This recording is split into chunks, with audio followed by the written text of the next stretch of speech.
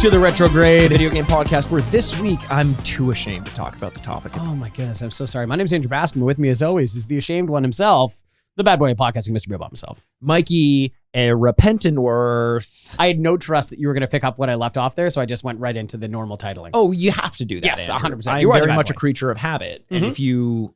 And a creature. And just a real golem Just type. a real creature. Don't get your digits too close to my mouth. I'll gobble them right up. Yeah. Yeah. Did you hear about the new Lord of the Rings movie they're making? They're making a new one? Okay, so I hope it's made by the company that made the Golem video game.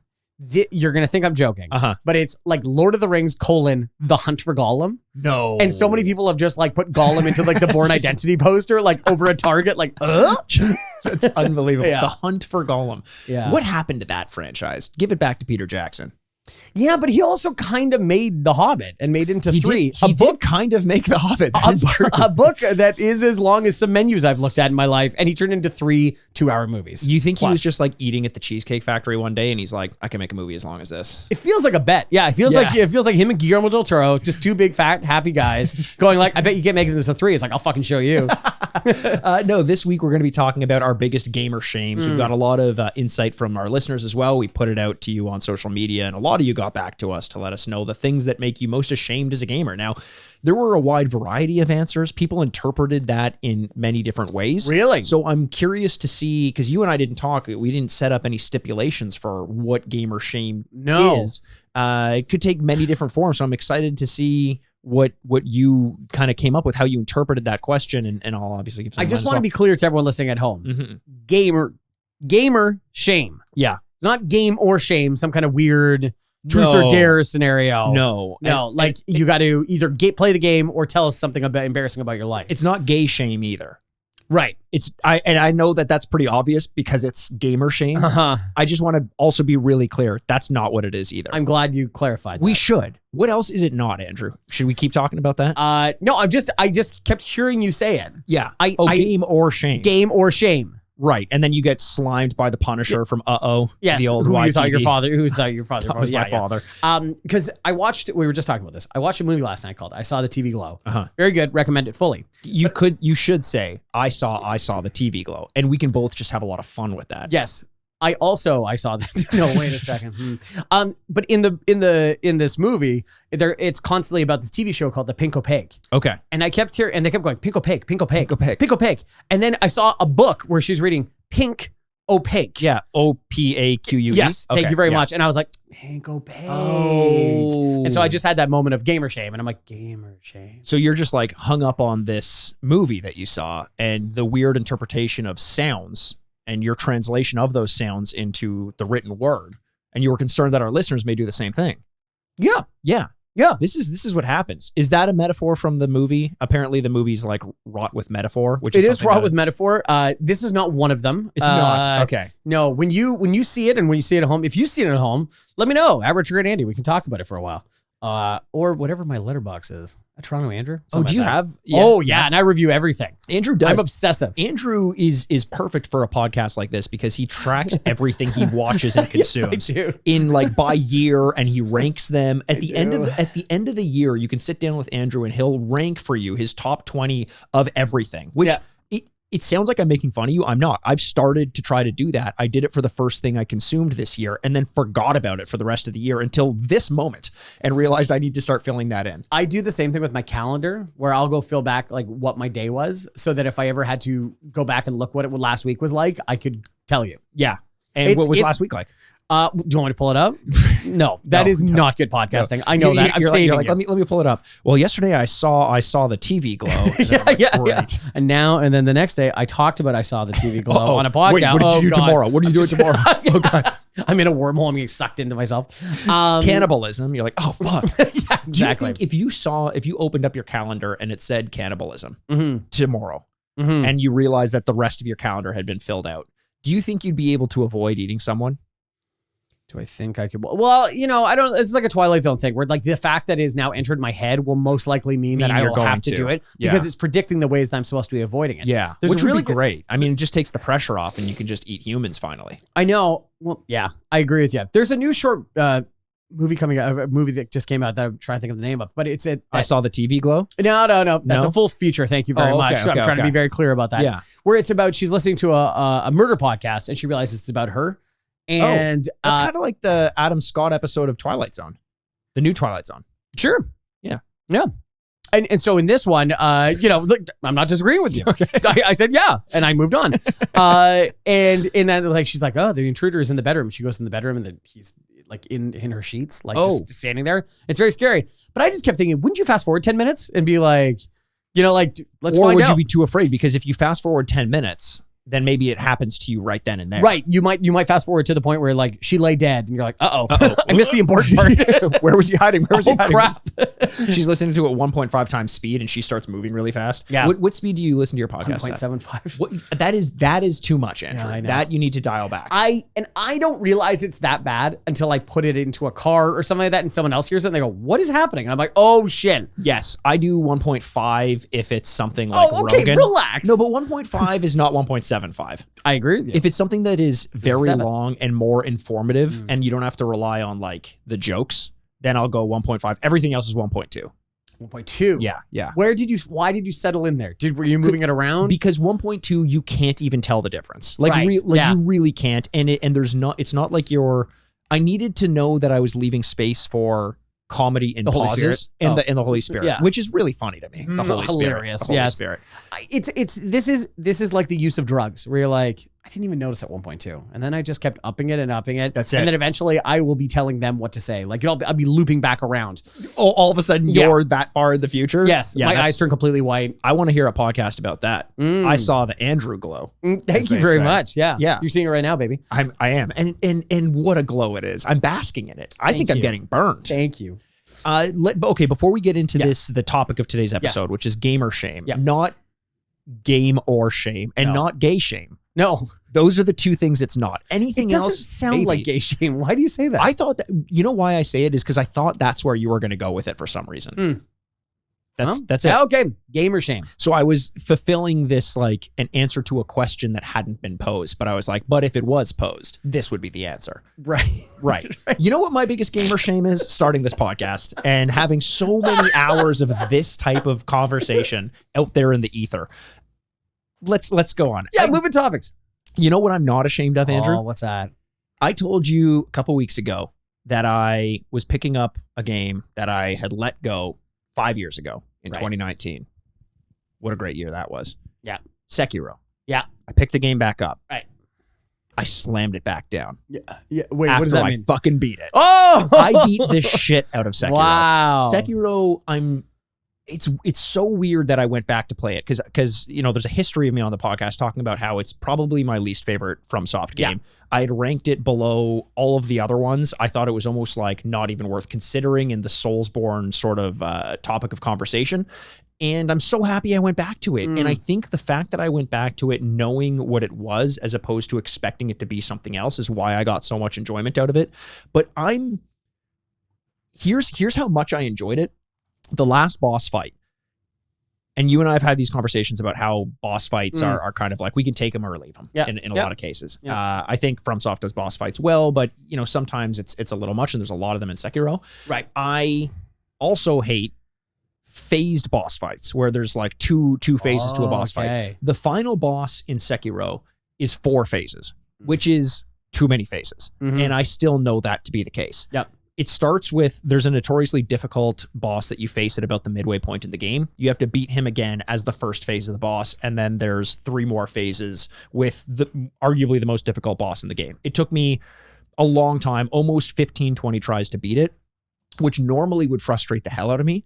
But as you whittle down the boss and you get them to what's called a death blow, like you basically beat them, there's this big red kind of like glowing thing, and it means you press attack once more and you finish the fight. Gotcha. I pressed it, and then with every boss you have to do it a second time to get like kind of a cool animation. And I had this feeling when I was about to hit it, not of elation because I'd beaten the boss, but of sadness because the game was over. I had that moment, the split second that you have to react and like, okay, here's your death blow. I felt sadness because it was like this accomplishment that meant that I'm no longer playing Sekiro. The game is fucking incredible. I believe you. Like, yeah. Oh, sorry. I thought you were keep going there. No. So you loved it so much you didn't want to finish it. I didn't want to finish it, and so much so that I think I need to re-rank my FromSoft games and kind of where they stand. I said, it was the lowest ranked FromSoft game that I had experience playing. What's the lowest rank now? Elden Ring, I think. Wow.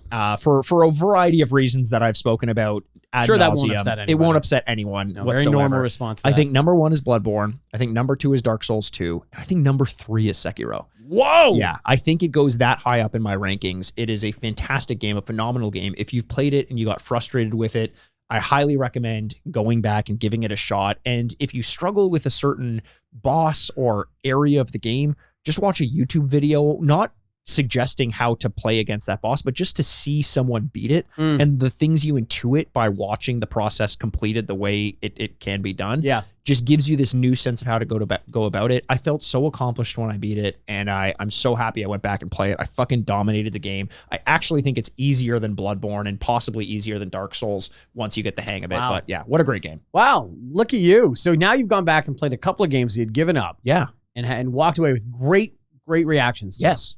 What's next?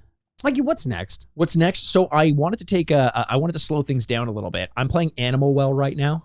The hell's Animal Well? Animal Well is a game that's also it's an indie game, and I love my indie games. It's kind of taking the world by storm. It's like a Hollow Knight type Metroidvania game, but with no combat. It's pretty much just exploration. Okay. So it's pretty soothing and chill, and the puzzles are very demanding, but very fulfilling once you complete them. And it seems like it's the kind of game that just everyone has in the back of their minds. Like when we did Crow Country, I was considering either doing Crow Country that's a game that we did on the podcast recently, either that or Animal Well. And I did for the podcast. And I think Animal Well turns out to be the game that everyone's talking about more so than Crow Country.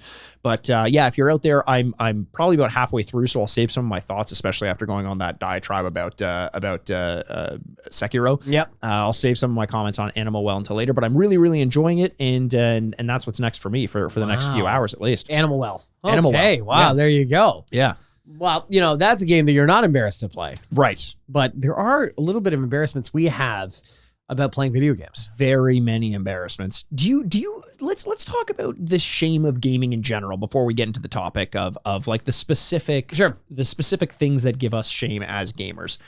Do you feel shame, or have you ever felt shame about your habit of gaming? No, and I think we are probably the first generation to not really face that in a huge way. Like I think the generation right before us, like there were certain things you could play, I don't know, Madden. And keep in mind, this is like probably very specific to the circles that we would hang out in, or, whatever. The people that we would look to the really popular kids, the coolest dudes. Right. Those are the circles that we hang out with. And it's like, look, I don't want to brag about it.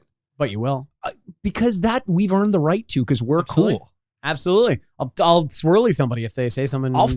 I'll fucking wedgie you and swirly you. I'll kill you, and my rich dad will pay for my lawyer. I'll fucking do it. Exactly. Tempt me. Test me. Yeah. I'll dox you. I'll put everything online. That, Andrew. I'll SWAT you. Andrew. What? Chill. You can murder them all you want. Don't dox them and SWAT them. Right.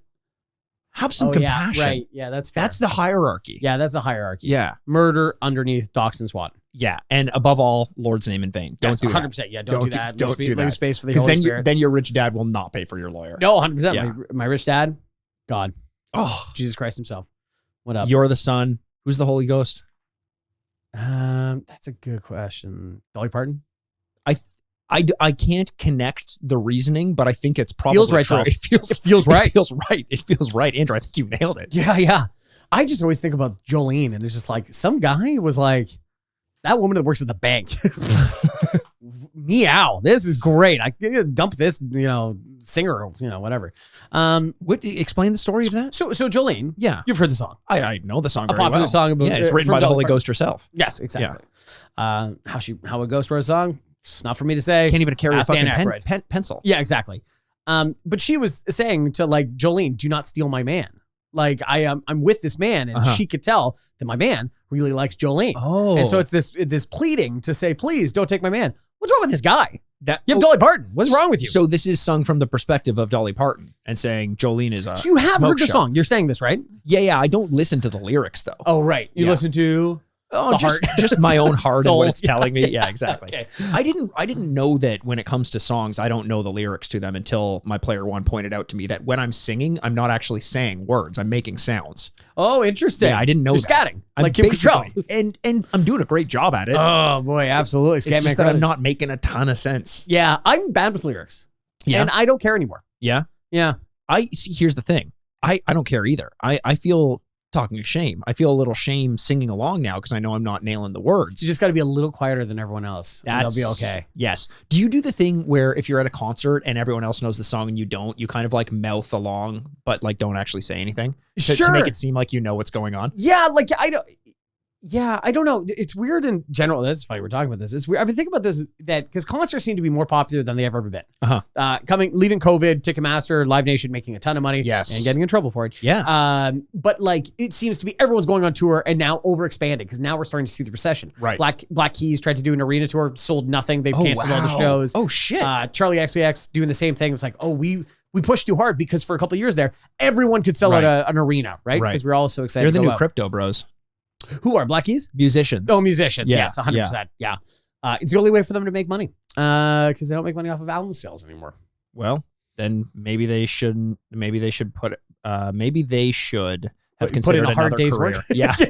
yeah. Work in a bank like Cool. Jolene. Yeah. And so why was I saying that? Oh, yeah. So it feels like we've been going to more concerts and concerts have now just become sing-alongs, which is a very odd thing. I'm okay with people singing like that. That's totally fine. Yeah. But it kind of feels like now every other song is like, I am going to scream just as loud as the musician. And it's like, it's a weird thing to go like, wasn't that always the case with concerts? I don't know. I think it was. Yeah. I'm going to pay $250 to go like watch somebody's phone in front of me and so people that scream sucks. next to me. I would rather have this communal experience, like a religious experience with the artist that you know and love, where you're all singing at the artist while the artist is singing, rather than what tends to happen nowadays. And this is just me feeling and sounding old when I say it, and I can hear myself say it and sounding old. But as soon as the concert starts, everyone just puts their phone up and all of a sudden it's just a sea of phones and it sucks. Like that sucks. If their phones are away and they're singing along with the music, that's great. And that's definitely always been the case. What? The singing? Yeah, people sing along at concerts. Now, if it's like a ballad and a soft concert, I don't need to hear your voice. We're here for that person's voice. But if they're a performer, like if you go to a Queen concert or had gone to a Queen concert. Oh, you mean with Adam Lambert? Check your calendar. Yeah. Whoa, it's 1972. You mean with Adam Lambert? Yeah. Yeah. Or or the best Queen singer they've ever had. Best and only, as far as I'm considered. Absolutely. Freddie Mercury. How about get your ass to Mercury? We don't need you anymore. Yeah, right. I've seen the movie. Yes. He wasn't that interesting. Fuck it. He also looked a lot like the actor Rami Malek. Yeah, like 1-to-1, like spitting image. Almost 1-to-1. I would love if somebody didn't know anything about Queen, watched Bohemian Rhapsody, and went like, oh, interesting. And then you're like, yeah, but he was like kind of interesting because he was gay. He's like, he's gay? What was interesting about him? He used to have these huge parties or like drug use, and it was just not based on the historical document I saw. No, clearly we saw the movie. They wouldn't have kept any interesting parts about him away from the movie, right? Or make that movie interesting in the least. Yeah. In the least. God, it was basically music sucks. videos as performed. Honestly, watching Bohemian Rhapsody, and we'll get back to video games in a second, watching Bohemian Rhapsody is basically like going to watch the Adam Lambert Queen perform in concert. It's just you're there to see performance and then go home. It's like the Disney Presents version of Queen. Yes. Like just completely, like they've cleaned it, they've scrubbed it so clean that like, I also will say it got in right before people became very uninterested in music. Biopics. I think it's what caused that. I think it's what caused other people to come in and say, Elton John needs one, David Bowie needs one. And then we just went, oh God. Yeah. Because if you don't know, Amy Winehouse, Back to Black, is a movie that came out 2 weekends ago. Recently, how about that? Depending on when this comes out. No one saw it. Yeah. No one saw it. And it's this girl from industry who I really like. I forget the actress's name. And it's like everyone is trying their best, but everyone just kind of presumptively like, okay, you know what? I want because the same thing is they clean up her image like tremendously. That's boring. And you're like, well, that's not the part that like we know what we're getting into. I also will say Walk Hard, the Dewey Cox story. Oh, yeah. Really just kind of killed it because it is it's that movie, every movie. It exposes all the So to answer your question, no, I've never been really embarrassed to play video games or to admit to that. It's interesting that you say that because I've never been embarrassed publicly. I've always had a weird point of pride that I play video games. It's almost like you're part of a tribe and you're like, oh, you guys don't play video games? I'm confident enough in the medium to know that it's the best medium. I truly believe that in terms of what it's capable of doing. I think, not to rank them, but in terms of what it can offer, even like potentially down the line, gaming is fantastic. It's great. So I've never been embarrassed about my gaming habits. I've always been very forthcoming with those. However, there is an internal shame when I play video games. I experience that, and I always have experienced that. There's an internal shame with a lot of things. You're one and only. A lot. Yeah. It's the only way I can get off these days, Andrew. Play video games and tell me not to. No, but there is. I remember? Oh, playing video games. Oh God. There is that feeling that I have when I'm playing video games that I you have to earn it, whatever. Even with my player one, something we struggle with is like I have a hard time when she sees me playing video games. It feels very self-indulgent in some ways. Selfish. Yeah. In a way that I think maybe movies and TV isn't as much, because you can kind of have your participate together. Watch it together. So there is that. So in terms of gamer shame, I have that, and I'm trying to work through it, but that is an element of it, just to kind of paint the picture of our relationship with the medium. But why don't we get into it, Andrew? Why don't we get into some of our biggest gamer shames? We're gonna go through 5 each, and we're gonna after that get to some of our listener questions about what they had to say about the whole gamer shame idea. Yeah. Do you want to start us off with one of yours? Sure. You know what? I'll bring this up because it kind of I'm going to do some ones that these are not ranked, but this was going to set it more chronologically. Okay. This is an earlier shame that this was growing up. This is going to timestamp my age and stuff like that. It was born in 1986. And when I was in my middle teenage years, when video games became kind of very cool or cultural or something that we could really talk about instead of like, there's Mario. You know what I mean? You're like, whoa, kind of thing. Great. And now it's like more about like all these different games you could be playing. There was a big push for a sequel of a game, and it never came. Okay. And I was like, yeah, we all want that sequel. My shame was I never played Half-Life 2. So I didn't care if Half-Life 3 came out because I was like, yeah, hey, brother, Gabe Newell, yeah, let's do it. That whole thing, Steam, everything that came from that. Yeah.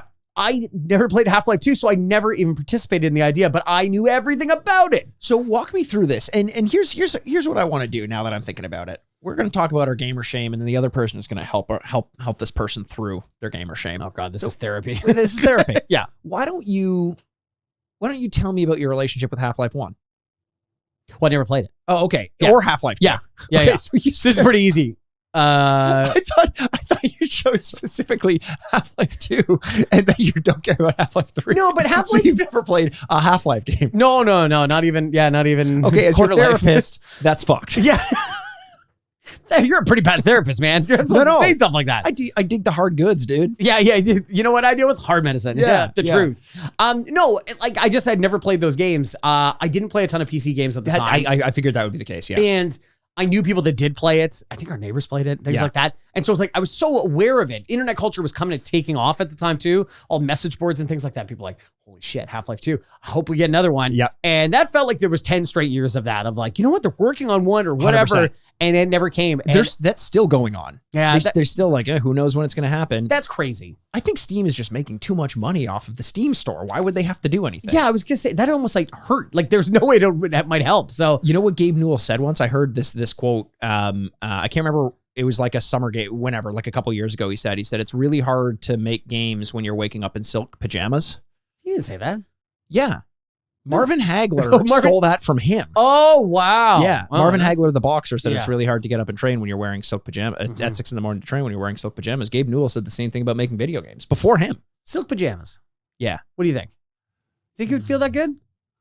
I think it would until you sweat at night, which I do. Do you sweat at night? Yeah. Even with AC on? Yeah. Especially if AC is on me. We're talking Slater. Slater, yeah. So hot. So hot. He's still hot. Mario Lopez. I don't wear anything going to bed. No, I normally don't either. So it would drive me crazy if I had to. Yeah. And I think I would feel more restricted by it. Here's the thing. And this is not a gamer shame. This is just a shame. An aging man shame. You're wearing silk pajamas. They don't absorb moisture. I don't wear pajamas to bed either, but I do put pajamas on and then eventually have to go to the bathroom. Right. Now, if you're a man above the age of 25, 30, you can shake all you want, but that's not the end of the story after you go to the bathroom. No. You're just going to be dripping down your leg for the rest of the day. Like nothing gets absorbed. Yeah, I'm glad we're talking about that. About pissing your pants. Yeah, we need to normalize the idea that is something that is going to happen. And we got to stop. We got to start talking about it because it happens to everybody. And we're doing this thing where it's like, oh, that happens to you? That's too bad. Weird. Like, that fuck sucks. you. Because there's also a very, longstanding, like more dazed and confused era of like, hey, more than 2 shakes, you're playing with it. Yeah. And you're like, hey, guy, I'm going to shake as much as I fucking want here. I'm going to shake 20 times. And if I'm wiping my ass, that's 30 times minimum. I use too much toilet that paper. expression continues for the ass. I'm playing with my asshole. That's what I'm doing, dude. Come on, don't dox me like this. More than 2 wipes, you have a kink. No, it's my own ass. It's not someone else. It's your own ass. Yeah. Who is the actor? Liam Neeson has so many pictures of him in the public with just piss. It's like, it's amazing. Famously, a large penis. So that's the thing. He probably stores so much. His urethra is that much longer. He's got so much more to shake out. I love the idea that's like, Liam just keeps getting his knee in all that water. And you're like, my guy.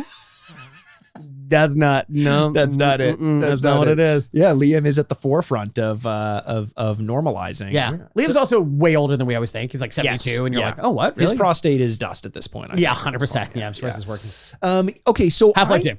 Half-Life 2. That's a good one. And I wrote down a bunch of my gamer shames, and the reason why I wrote down more than 5 is because there are some things that I'm like, this is a shame. And there are some things I'm legitimately ashamed of. I've lied about it. I've really? hidden it. I've said, so I really, and I legitimately had these written down because I'm like, I don't know if I'm going to be brave enough to say them when the podcast starts recording. And I think I'm going to go that route. Wow. I'm going to be brave. Do you really? It's a safe space, Mikey. So instead of talking about how I've never beaten Ocarina of Time, which is which is a big one. Whoa. Okay. Which is a big one that I also have lied about a bunch of times. I swear to God, you've lied in the last year about that. Probably. I've played it so many times. Never mind that. I think Zelda games in general, I think the only ones I've beaten are Wind Waker, Breath of the Wild, Link's Awakening, and Phantom Hourglass, which was on the DS. So I guess I've beaten 4. Like I've had a decent. What was the most recent one? Tears of the Kingdom I never beat. Oh, you didn't beat that? I thought you did. No. Oh, okay. But yeah, Ocarina of Time, instead of using that as my number 1, which I am ashamed about and I definitely lie about all the time. My number 1 is talking about Liam Neeson's penis in public. Similarly, my number 1 is video games make me horny, man. Video games make me horny. Everyone's like, exploring the like Baldur's Gate, and it's like, yeah, I did all the romance options just to see what they looked like.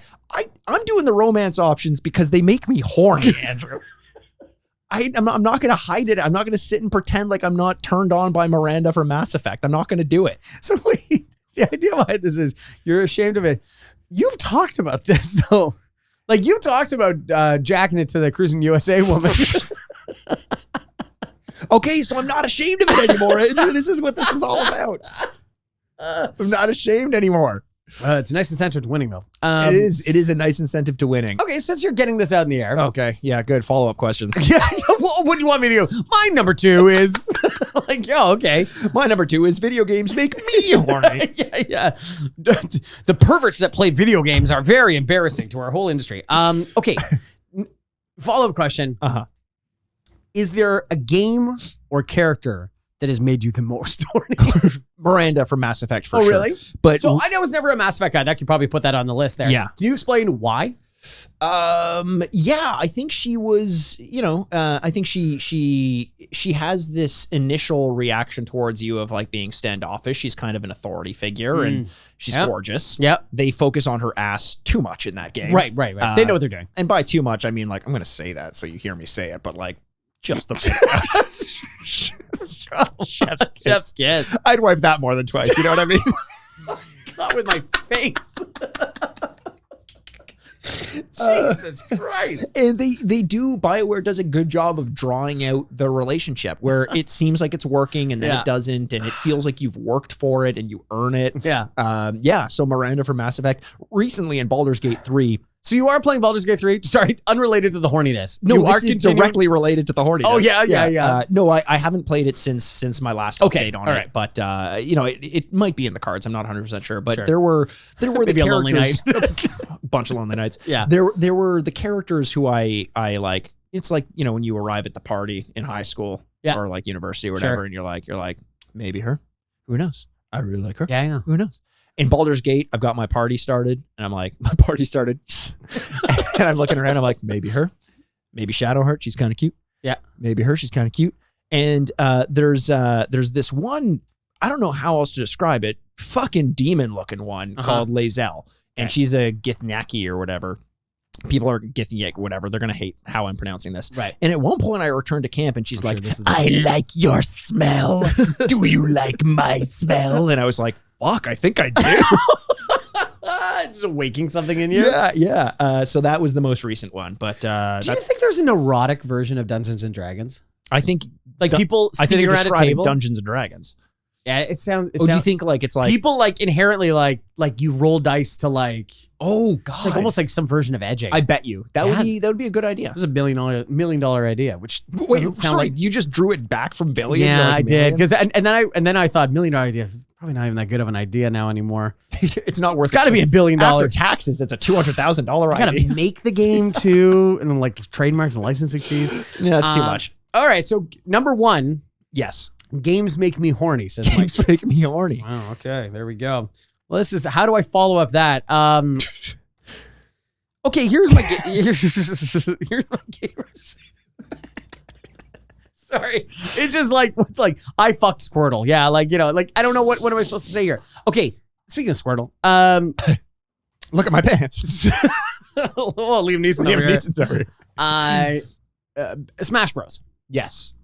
My shame is I've played it. I played it.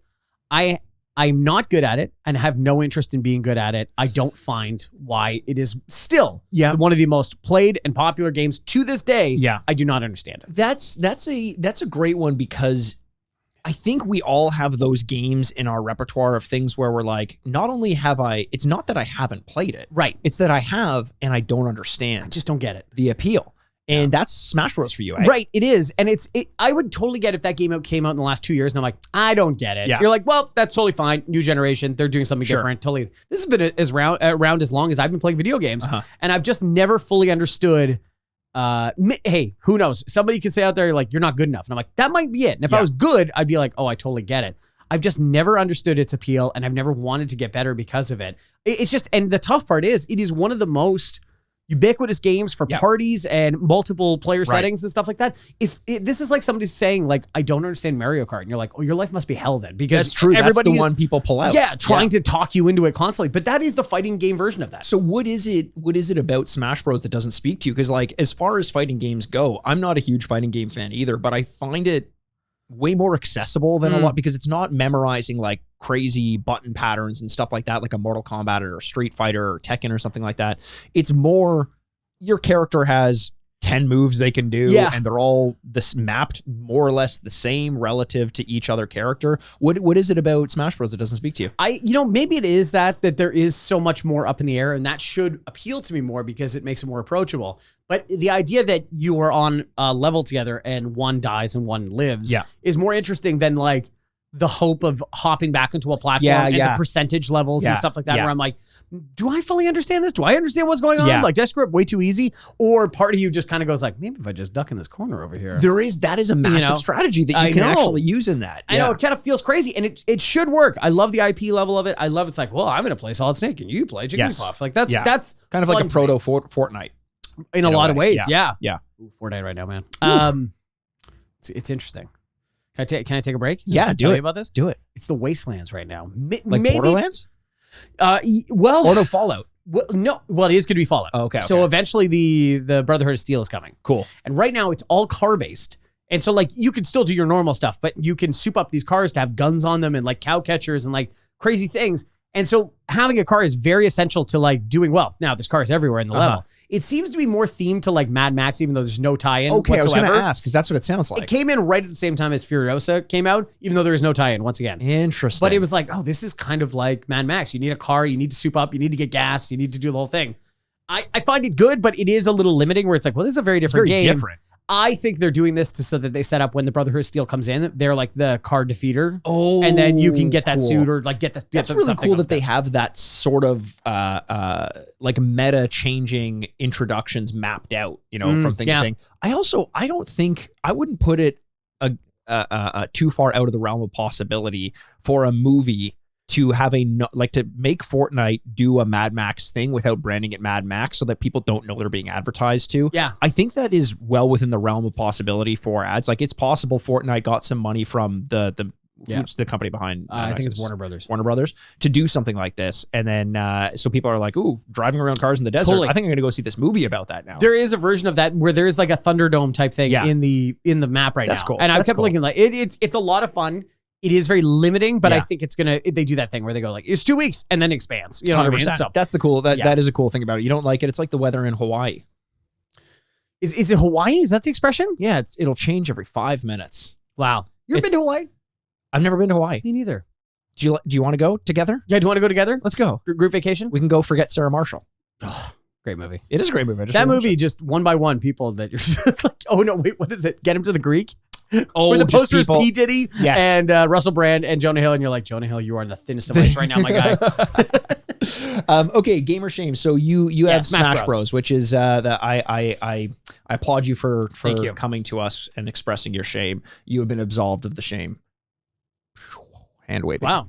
Religious overtones again. Yeah. It's nice. Leave space for the Holy Ghost, my friend. I will. Dolly Parton herself. Here's one that I think I'm more ashamed of. Or actually, you know what? Are you more ashamed of being games make me horny? No, now I feel pretty good about that. Now that I've said it. my chest. Now that I've said it, and I don't have to be. Now people expect it from me. Yeah. I'm that guy. Yeah. This one, I when I wrote it down, I wrote it as a shame, but there is a weird point of pride in the fact that I, as my second shame, have never cast a spell in a Soulsborne game. Okay, explain the context of this. So, you know, Dark Souls, yes, Bloodborne, right, Elden Ring in particular. These games allow you to develop a build of your own, just like a league of their own. There's no crying in baseball. Oh, fuck it. Oh dude. Oh, my God. Ugh, where are we? That movie is so good. And when Tom Hanks throws a glove and hits the kid and knocks him over, his laugh is like, man, Tom Hanks is a good actor. He looks like he like caught like, you know, like he's like Charlie, he's like Willy Wonka and getting the golden ticket. He just hits that kid with the glove and he's like, you're like, perfect, love it. Sorry, I gotta rewatch it. I haven't seen it in forever. Such a good movie. No, so you can build out whatever. You can do a strength build, you can do a dexterity build, you can do a mage build, a faith build. So in most of these builds, you have the capability of casting spells. Okay. Magic in video games, in a role-playing game, is something that I avoid like the plague. I don't know why. I always have. I don't like using it. And so much of Elden Ring, one of the reasons I struggled with it is because I just refused to accept some of the difficulty modifiers which were baked into the mechanics of the game, such as casting spells. I'm like, I'm not going to do it. Right. I don't want to have to worry about what faith is or putting my stats into something like that or finding out what the spells do and experimenting with them and having attunement slots and all this stuff. I just said, I'm going to be dex or strength and that's it. And I've never, as a result, not only played a build that incorporates those, I've never cast a spell at all in a Souls game. Wow. So there's half of it. It would be like saying I've played Overwatch for 10 years and I've only ever played one character or something like that. I've never ulted. Yes, exactly. Yeah, something like that. Yeah. So that's wow. That's it. Yeah. Okay, so that's interesting. So it is like so it is a pride thing you're saying. Like I'm better than this. I don't have to do it. A little bit, but the shame part comes from the fact that I'm intimidated by the fact that I would have to learn new mechanics in what I'm comfortable with what I know. It feels very much like a 65-year-old dad kind of thing where it's like, you know, if you got a smart TV, you wouldn't have to blah, blah, blah. And they're like, no, I'm just going to do it the way I want. 100%. Yeah. Oh my God. The number of times I try to show my dad something, it's just like you just see him like it hurts his head. Like stop. I don't want to have to learn this. Okay. All right. Yeah. You win. Okay, well that's very interesting. You know, I could probably knock off my Dark Souls stuff. Wait, no, I'll do something else next. Okay. Yeah, this one's an easy one. All right. One of the most popular franchises in video game history. And I just gotta say, I never play a second of it, and I don't get it. Final Fantasy. I've never played. Oh, do you have it on here? Andrew, can I loop in my third shame with yours? Yes. My third shame is I don't fucking like Final Fantasy. I don't get like it. I just don't get it. And there's movies, and there's like, it's just like the big sword and the hair and stuff, and I'm just like, okay. Yeah. Even as like an 8-year-old when these were coming out, I'm like, it's not for me. Yeah. Like I felt like the Jerry being Seinfeld an 8-year-old meme, like, and seeing Cloud Strife and being like, everything about that. No, but it is. You're right. The big hair and the giant sword and the body type of an 8-year-old. Music, everything. I'm just like, no, thank you. Yeah. I tried Final Fantasy VII. Fucking didn't like it, dude. Yeah. I tried Final Fantasy VIII. I liked the undertones because it was like a boarding school kind of thing, and it was very sad. And I was in school, and I was very sad. Right. And I wanted a gunblade, but I couldn't bring it to school. Yeah. So mine just happened. It just happened, which is like the timing of that. I know. Go figure. I just got my gunblade polished. And then I tried Final Fantasy X, and the whole time I'm like pretending that I'm enjoying it, even though I'm fucking not. I don't like turn-based combat, and I know it's changed since then, but now they're like these 70-hour games, and the fans are annoying. The fans are super annoying. I was listening to Get Played, another video game podcast, and they were talking about it because two of the 3 hosts, maybe that's our problem. We need a third host. We need a third host. Can you imagine a third person trying to get a word in edgewise?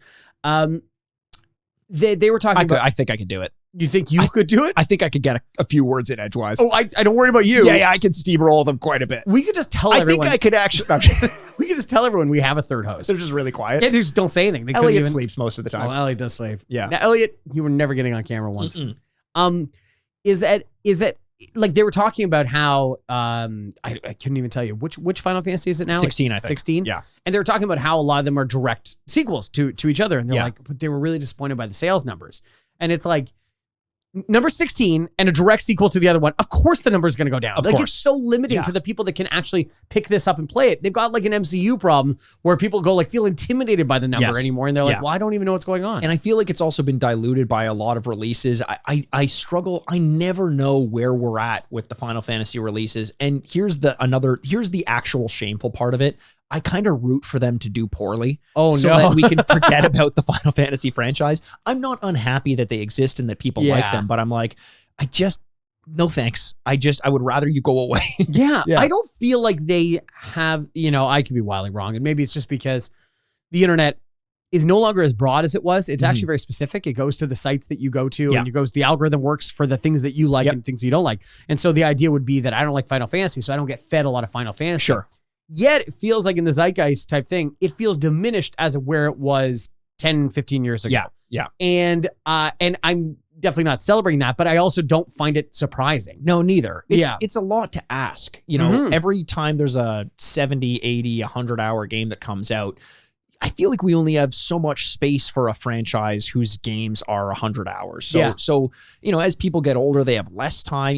Are new gamers playing the new Final Fantasies? I don't know. I'm not sure. Yeah, I don't know. And that's like, if you really love Final Fantasy, honestly, especially me more than even Mikey. Yeah. Like, give me just a short summary on why I should play this game. Like, give me the elevator pitch, couple sentences on why I should play. And honestly, I'll try, and I'll be so mad. And I'll be so mad at you. And I'll be like so mad at the waste of time and money. But it is what it is. And like, it is important. Like I was saying, there's movies, there's so much culture around it. I've just never gotten into it. Here's the thing I will say. If you're out there and you really love Final Fantasy, because like similar to Andrew, whatever, we're struggling. I love loving games and stuff like that. But if you're out there and you love Final Fantasy, keep it to your fucking self, dude. I don't care. I've been pitched on it. I've tried it. It's not for me. The other part of the shame of it is I've always lied about that. I've always said I'm like, Final Fantasy VIII, that was great. Final Fantasy X, that's probably my favorite. They all are not for me. Can I say, I'm very honest on this podcast, and I think that has come with age. But when I was in like elementary school, I remember there was specifically this one kid in school. I don't know what happened. Maybe he's rich or something like that. But he played like seemingly every video game. And he's like, "Oh, you played that?" And I'm like, "Yeah." Oh, I still do that sometimes. I was like, "Yeah, absolutely." Yeah. And then eventually, I think he caught on because he's like, "Yeah, really?" And I'm like, shit. Like, the cover's blown." And so, it is tough because eventually it's so much easier to say yes than go like, "No, explain it to me." I just want to be accepted. Yeah. Hey, don't we all? So that was my third and your third. So why don't you go with your fourth now? My fourth, another game I've never played, and I understand a lot about it, I think, but only tangentially. And it's both World of Warcraft and Diablo. I've never downloaded it. I've never played it. Played a Diablo game? Nope. Never, ever, ever, ever. Wow. And I would see these banks of like internet cafes in Korea where people just live there, like, you know, like they're in the Matrix. Yeah. And, or out of the Matrix, excuse me.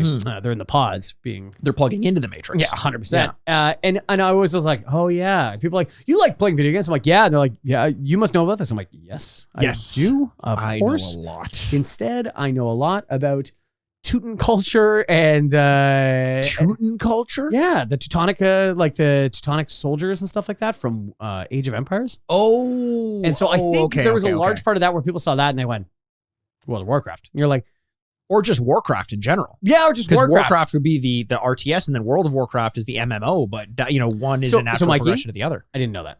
Oh, I did not know that. Yeah, I did not. There's a difference between Warcraft and World of Warcraft. There is. Warcraft it was a real-time strategy. They would have heroes and things like that. Yeah. World of Warcraft spawned the MOBA, so like League of Legends and stuff, because you would have these heroes that had these special capabilities, and people started to make these custom maps where it was only heroes, and you would control a hero with its cooldowns and stuff like that. That's how MOBAs got started, which is actually kind of cool. Really? Is that how they? Wow, I didn't know that. Yeah. So this is a huge blind spot for me, and also another one, like Half-Life, like a few of these that I've already mentioned, that I just think it's almost impossible to go back and do it again. Yeah. Like you can do it. It's accessible. But it's not like, and the new one's coming out, so everyone's got to get ready to because there's been a lot of those games in my life that I've picked up halfway through or near the end, like God of War. Sure. Was never playing a ton of God of War growing up, and then the new one's coming out. Well, okay, I'll jump on board. No problem at all. That one works though because it was a rebranding of the franchise. Like for you to go back and play 1, 2, and 3 now,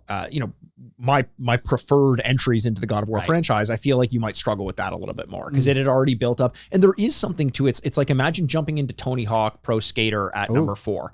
You know, the difficulty is on a curve relative to number 1. Like number 4 is a lot harder because it knows that most people who get it have played 1, 2, and 3.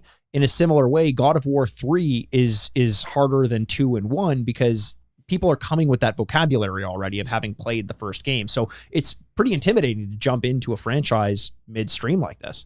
Totally. No, but like the Tony Hawk thing and the God of War thing is that, yes, there is a reset and you would enjoy it, but then you try and play the earlier ones, you'd be like, what? Yeah. Like, I don't really get it. These ones are so iterative, like they're so unique and on their own island. I couldn't imagine starting to play them now. So I think it's just like that ship has sailed, and I'm like, well, yeah, best luck to you. I hear you on that, and it's, you know, like the 65-year-old dad with a smart TV. You're like, no, don't have the capacity for it. What class are you? Like, you know, Duncan Jones made a movie, but yeah, I'm good. Thank you. My number 4th, I think we're going to now. Number 4th, yeah. My number 4. I have 3 bangers. My number. You're saying all of them. Don't worry. I think I will have to say all of them. My number 4 is okay. Then I'll say. Can I do a 6th bonus one after? Please. Okay. So I'm going to go in order of my least to most shameful of my remaining ones. My number 4 is, and I say all the time, and I still believe this, that if you're taking to Twitter and you're like, Xbox is the best, and PlayStation is fucking.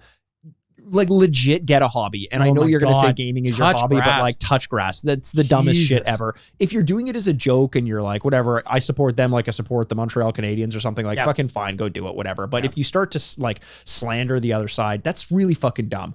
Secretly though, I want Xbox to win the console wars. And what? I have a weird affinity towards Microsoft and Xbox. I took a flyer on them. I think Sony was so big with the PlayStation 2 back in the day that I just wanted to see a giant topple. And so I've been resentful towards them. I never liked their controller, and people were such not bandwaggers, but they would so blindly support the PlayStation 2 because everyone had it, and that's how you start your allegiance. Nintendo, I almost consider as separate from Sony and Microsoft in the battle that they're waging. And for some reason, I want Microsoft to do well. I will say that I'm impartial in the sense that right now I think what Microsoft is doing is atrocious, buying up companies and then axing smaller development compartments within those companies as soon as a game doesn't I don't know, meet some metric that no one knows, and then all the people get laid off. Really, really shitty. But there's a part of me, in spite of that is rooting for them to turn it around, become the leader again. And it's like if you're a Toronto Maple Leafs fan and the management is making bad decisions, you're like, I'm not going to dislike them as a result because they're my team. I want them to turn it around. That's a weird one that I have. It's funny you bring up the Leafs, but yeah, it's the number of my friends are like, not watching the games. You're like, sure. What's the point of being a fan? Yeah. Like, I just kind of get confused that there's some weird ownership, which I feel is also the same thing with this tech thing. This is not just video games. This is tech in general that I find. People are like, I like iPhones. So I hate the other kind of phones. And the other people are like, I like these phones. You're like, who the fuck cares? Just pay what I don't, what 100%. The hell do I like? What you like, but it's the weird thing is disliking the other just because you like one. They're not mutually exclusive. You can like one and be okay with the other shit. Like, it is tough because sports is a very healthy analogy because you have a local team that you cheer for and things like that. And forever, it always felt weird to like do that same level of fandom to like $1 billion company that doesn't care about you. Now sports teams are $1 billion companies that don't care about you. So that's, maybe that works. But yeah, I have never understood this. Yeah. I understand that a part of it must be based on the fact that these things are really expensive. Yep. I probably can only afford one. Yep. And so I want it to be the right decision, and I'm going to shout at somebody that tells me it's not the right one. Right. I get part of that, but like have a little bit of self-confidence. For you sure. know what I mean? For sure. Just understand the's good on PlayStation and there's good on Microsoft and there's good on Nintendo. And if you can't have all of them, it doesn't mean you have to, shit in the sandboxes of the people who bought the other ones. You can't shit in their sandboxes. No, don't shit in their sandboxes. Don't shit in their sandboxes or you feel a lot of shame probably. And if you don't, then you do need to go to therapy, I think. 100%. Touch sand is probably not the right idea there. Once somebody's pooped in it. Don't touch that sand. Yeah, it's the I guess Godzilla. Cats do that all the time, though, a lot. Mm-hmm. They do. And we should replicate what cats do, right? We should. They shit in sandboxes all the time, and that means they're doing a good job. Yeah. See, we're doing the same thing. You have a dog. I do. I have a dog. Yes. And therefore, I hate cat owners. Hate them. Ugh. Fucking hate. Cats are okay, but the cat owners? Terrible. Get fucked, Yeah, dude. they're like, he kind of follows some instructions. I'm like, cool. Yeah. Awesome. Yeah. He hates you and will kill you. Like, he's plotting your death. Part of me is convinced that cats don't exist because anytime I go over to a cat owner's house, it smells weird. Yeah. And then they're like, they're around somewhere. They're hiding. They're shy. Like, I don't know. I've never seen it. Do you have a cat? Or are you just shitting in a box in your basement? There is a weird thing where at least I am a necessity and a cog to my dog staying alive. Like if I'm gone for more than 7 hours, that dog is in real peril. It's real trouble. Right. That's a real trouble time for that dog.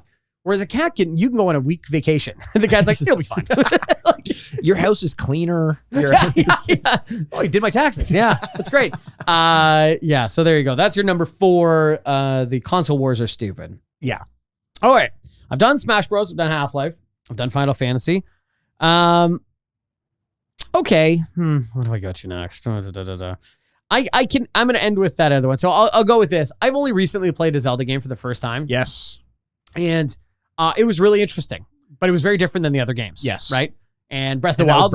That was Tears of the Kingdom, I think. That was Tears of the Kingdom. Which and we then did Breath of the podcast, Wild previous to that was very different than the ones that came before that. Right. And I, like we were talking about Gears of War and other things. That was a very good time to pick it up. God of War. What'd I say? Gears of War. Oh yeah. God of War. And it was a very different time to change. It was a good time to pick it up from there.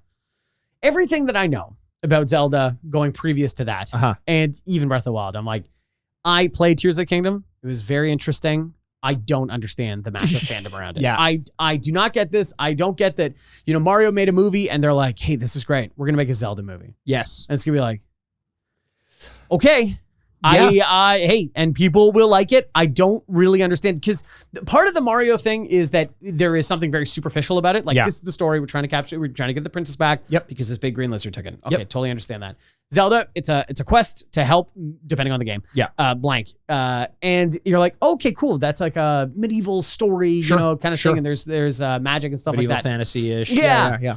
But a big part of Mario and a big part of Zelda is you have to impart your own feelings and your stories of playing these games and having these memories into the game so that you feel this like visceral connection to the characters because the characters aren't really giving you that connection. No. I think by design. By design. They want to be a proxy. Yes, that's a very good way of putting it. That's why for a long time they didn't talk and things like that.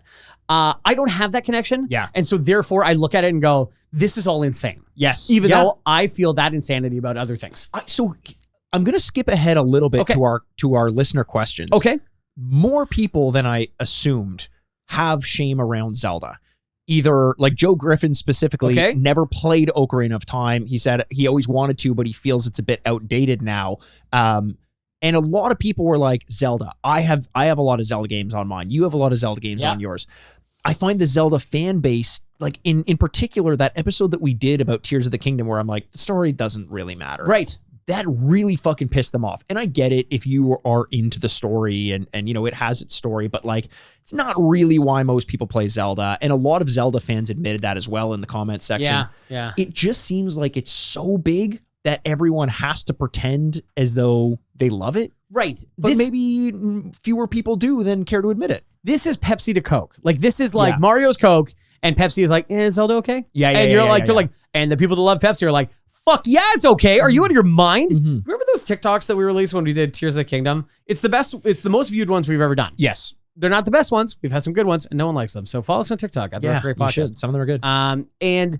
But it was all about us making fun of Zelda and going like, oh, you know, like you wouldn't believe what I've done with all this backstory that we think is kind of insane. And the number of the reason it did so well is because the number of people that commented on it going like, you two are idiots. Yes. You know what you're talking about. First of all, true, fair, whatever. You know what? Point taken. Not arguing with you on that one. But it was the idea that like, don't you dare make fun of this thing that I care about so much. Yeah. And it turns out those are all of my successful TikToks are people who just despise me. But I share some of that, and I don't think you're wrong in it. And it seems like a lot of people have that shame around Zelda. So maybe we need to be more open about it. Yeah. Piss down our pants. Yeah. And not love Zelda as much as everyone expects us to. Like, that's the thing. It's like, it's almost okay that like we put this thing up with like a Mount Rushmore idea that like, well, Zelda's got to be there. Yeah. And the further I get away from it now, having played one game, is going like, does he? I think it does, but I also I think it's so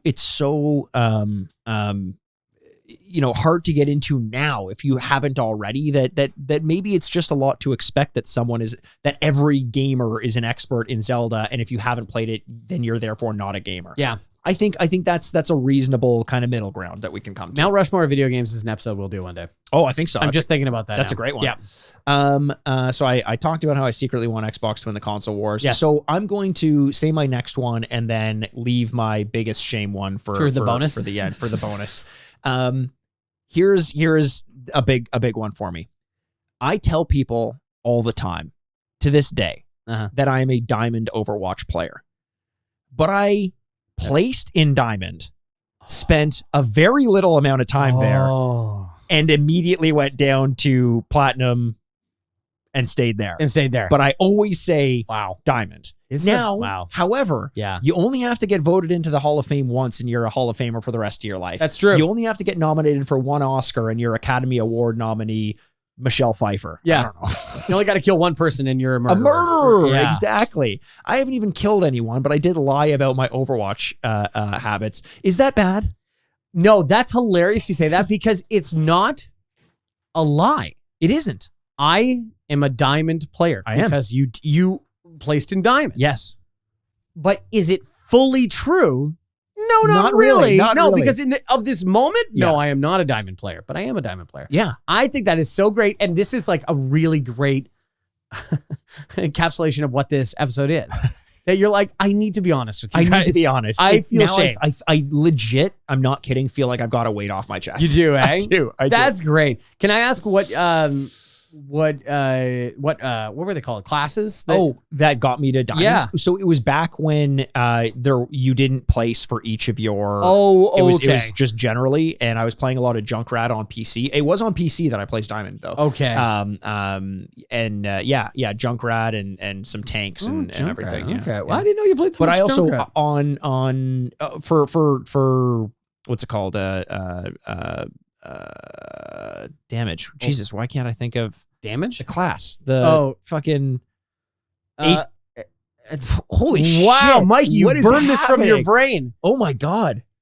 DPS? DPS. Oh, Jesus Christ, that's weird. When I play DPS, I do like some Junkrat and all that. And I will say, when I stopped playing Overwatch, I was very quickly rising as an Animain, and I was up to like within 50 points of Diamond. So I think I would have gotten back there if I kept playing, but then I stopped playing. Yeah, and I think that was best for all of us involved. By the way, Michelle Pfeiffer has been nominated for 3 Oscars. Never won? Never won. What a fucking pull, Mikey. Congratulations. Love Field, The Fabulous Baker Boys, and Dangerous Liaisons. Amazing. Okay, so that's your number. That was my 5th. No, that was your 4th. That was my 4th? No, because we both did the Final Fantasy one. Oh, okay. So I think that was my 5th. Do I have one more? No, I've got one more though somehow. So why don't you say it and then I'll say mine. Yeah. This ties back to the beginning. I didn't want to say it right after you talked about it, but it's not only the fact that I've never played a Dark Souls game. Uh-huh. It is the fact that I've hosted this podcast, co-hosted this podcast for so many years with my good friend and my co-host who loves Dark Souls games. Love Dark Souls games. And it's the fact that I never even tried to play them knowing how much you love them. Yeah, that hurts me a lot. Great, I'm not done yet. Okay. And then the other thing was every time that I've looked at them, I go, God, that looks wildly unfun. Like every time I've even seen somebody roll, I'm like, God, this game looks so painfully unfun. And then people look at you dead in the eye and go like, I should play this game and go, yeah, it's so unfun. Like it's so hard. It sucks so bad. It sucks so bad. It's like people that are trying to get you to recruit to the army and they're like, is it fun? You're like, oh God, no. It's almost like, but you should do it with me. It's like what? It Follows, where like the only way to get your burden off is to pass it on to someone else. Or like a Ponzi scheme where like I need more people to sign up so that the burden is not on my shoulders as much. Yeah, exactly. Or a pyramid scheme. Mid-level marketing. But Ponzi scheme is like, I'm taking your money so that I can pay somebody else. So I need more. I need more money to sign up. Yeah. You know all about that. I do. Well, it's but you made me rich, baby. Hey, we got the money. We're baking it in. But yes, that is the part of the Dark Souls game. Is not only not playing it, is also just getting close enough and going. Oh, I feel you on that. When I first started watching, like when people were first started to talk about Dark Souls 1 after Demon Souls, I remember watching clips of it and being like, this looks fucking terrible. Yeah. And so I get that. I get that visually, maybe Elden Ring is a little different or Bloodborne's a bit different because it's a bit more showy. Sekiro even as well. Sure. But yeah, the original Dark Souls 1 and 2, even 3 looks very stiff and mechanic. And yeah.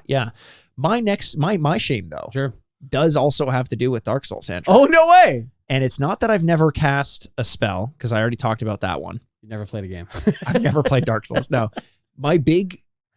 This was the one that I legit didn't know if I wanted to say because it's going to open me up to so much criticism. I'm even struggling right now. Oh no! But I have to. Yeah, you guys started. I have never beaten Dark Souls 1. Wow! I've never beaten Dark Souls 1. I talk about it all the time. Yeah. I've played a ton of it. Yeah. But I've never beaten it, and I've tried to go back a few times, and I just think I've gotten so used to the updated mechanics of Dark Souls 2, 3, Bloodborne. They've gotten a new pacing to them. They don't have Blight Town. They don't have they start with a fast travel between bonfires. Dark Souls 1 feels so slow, and because I don't have the familiarity like a lot of people do where they know the map like the back of their hands and they know exactly where to go, once I hit about the halfway point or like the 60% point, I don't know what I'm doing. I don't have that muscle memory to get me through. I have to push through as though it's my first time, and it has notoriously tough areas and like areas that will just grind you down like a Blight Town. And I just don't really feel a desire to go back and play it. I know I need to, and I think at one point I have to go beat it, but no, never beaten Dark Souls 1. Wow. After Animal Well, just because you beat Sekiro. I might. Honestly, it feels like something that I do have to do at some point. Jeez. Okay, so those are our gamer shames. But we had some people write in to tell us theirs. Mikey. We did. Listeners, so on Twitter, we had KKids003, the gamer shame that I game too much. Is that a shame? I don't think it's a shame. I don't think you should be ashamed about that. This is like one of those guilty pleasure things, which is inherently kind of an incorrect statement. Yeah. If you like it, who cares? Who cares? Yeah. And we already touched on our relationship to gaming at the top of it. Abusive. At here, like most of my relationships. At Here to Chortle, I've never liked. It's a great name. It's a great name. They've submitted a few questions and answers before. I've never liked any of the classic Mario side scrollers. I think they're tedious. I never played the OG BioShock when it came out and didn't pick it up because by the time I wanted to, the graphics were shit and the story was spoiled. Also, Shadow of the Colossus is overrated. This is the anti-Mikey. Here to Chortle is like Mario, Super Mario World, in my mind, is the most perfect video game ever created. BioShock for you and myself are incredible. Graphics be damned, whatever. And I also don't think the graphics have aged that bad. And Shadow of the Colossus is legit top 5 games of all time for me. Yeah. Wow. Okay, Here to Chortle. here to Chortle, write to us. What do you like? Yeah, what do you like? It's gonna be like Final Fantasy and like Smash Bros. And I'm like Half-Life, Final Fantasy. Yeah. Like, nah, shit. I found my Wandrew. Like my Waluigi. Exactly. Tucker Hazel at Tucker Hazel on Twitter says, I didn't like any NES games. Dr. Mario is the only one, which is what a pick. Everything else doesn't hold up well to me, especially the Legend of Zelda. I hated that game. Another Zelda example. And I used to be ashamed that I didn't love retro games before starting this podcast. And I think there's still a bit of shame over the fact that I prefer modern games to them, as a host of a Retrograde podcast. But NES games have grown on you, I think, a little bit. I think so, but I don't think this is an insane take, by the way. This is like somebody like playing really old games. Like, I don't like Tapper. And you're like, yeah, okay. Yeah. Like, I'm not going to, what am I going to yell at you about this? You know what I mean? If they don't have nostalgia or like a reason to go back for them for that reason, then maybe it took a little bit more for you before you can get into it. Yeah, it's like, I love the MCU. I don't like silent films. You're like, yeah, okay, sure. Yeah, sure. Like, it's fine. Like, that's totally understandable. Moist Outlet Off. Says before 20. Yeah, don't try to think too hard. I never recommend that you try to think too hard, Andrew. Yeah, it hurts both of us. Bleeding from my ears. Before 2017, I had never really gotten into Resident Evil. Only RE4 on the Wii and the films, which is crazy. Wow. That's crazy. When the first movie came out, I got Alice mixed up with Claire, which kind of tells you where the casual fan for Resi was at the time. Now, however, as a follow-up, I've taken part in hundreds of hours of Resi content. Is it still a shame if you came around on it, or was it just a shame that you were harboring? And sorry, my reaction was mostly the fact that I thought the movie was going to get him into it, and I'm like, that is wild. Whoa. Yeah. No, I think that's growth. I think that's good that you learned and you came around. Which, we can all be upfront about our shames and absolutely come out the other side, which is what we're doing today. Dick_Gars says MMORPGs are overrated and were only good in the early internet due to newness. And Dick Gars expanded on that a little bit in the DMs as well. But I agree in a way. I think MMOs are kind of a bygone era. I think what's good about them isn't just the what was newness at the time, but is addictiveness. Yeah, I think they've been replaced by other styles of addicting games now. Boxes or yeah. But I think from a social aspect, if that's what you want to play, great. Yeah. But most people would now prefer to raid in a game like Destiny, where the controls are a little bit more fun. And I know that a lot of people are going to disagree with me on that. Than the clicking in an MMO, possibly. I don't know. Yeah. Okay. Yeah. No, I think that's totally fair.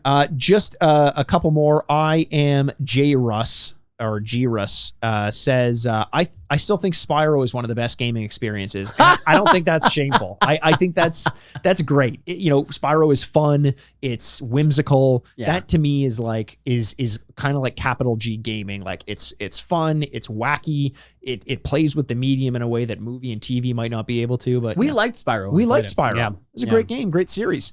RW Green 9 on Instagram says, I've never played an Assassin's Creed game. And this just goes back to the whole theme of being ashamed of not having played specific games or certain franchises. I don't think we should have any shame in that. There's only so many hours in the day. We can't play honest everything. To God, no one is expected to play everything. You live your life, you find the things you like, and I think that's totally fine. Yeah. Do you see the new trailer for the Assassin's Creed? I did. Yeah. Racist. I'm kidding. Was it no? Oh, everyone's claiming that it's racist because it's set in Japan and one of the samurai is black. And people are like, that's racist. It's like, it's based on... How? Yeah. No, actually, you know what? No. Yeah, let's not get into it. I don't want to know. Go to Twitter if you want to find out. It's just a lot of people being butthurt that other races are being a non-Japanese person was? Yes. Yeah, okay, I see what you're saying. Okay, great. Awesome. Mm-hmm. Fantastic. Well, why are you crossing your fingers right now? Because I'm trying to remember something. Why are you later. winking so much at me? I'm trying to remember to keep that thread going. Yeah. I gotta get my Japan, and you're like, what? You're Canadian. I'm like, what? Canadians were notoriously not great to the Japanese in World War II. You're like, what? And it will continue. No, yeah, okay.